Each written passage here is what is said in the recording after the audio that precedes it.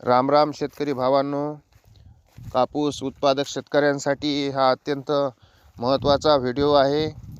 तो म्हणजे कापसाच्या भावात दररोज वाढ होताना आपल्याला दिसत आहे।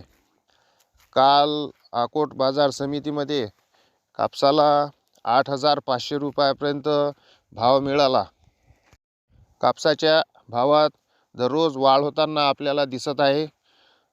आज आहे 10 जानेवारी आणि या 10-11 दिवसामध्ये कापसाच्या प्रति क्विंटल भावामध्ये 600 ते 700 रुपयाची वाढ झाल्याचे आपण पाहत आहोत।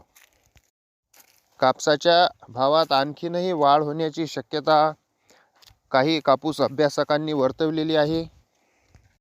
म्हणून माझं असं मत आहे की कापूस विकण्याची घाई करू नका।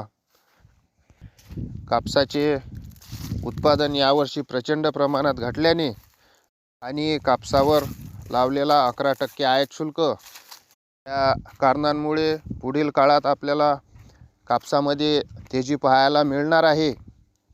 या भाववाढीचा जास्तीत जास्त फायदा मिळण्यासाठी सर्व कापूस उत्पादक शेतकऱ्यांनी कापूस बाजारावर लक्ष ठेवणं अत्यंत महत्त्वाचं आहे।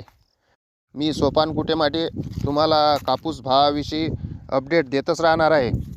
तर आमची ही माहिती तुम्हाला कशी वाटली नक्कीच कमेंट करून कळवा आणि या व्हिडिओला लाईक शेअर करा। धन्यवाद। जय किसान।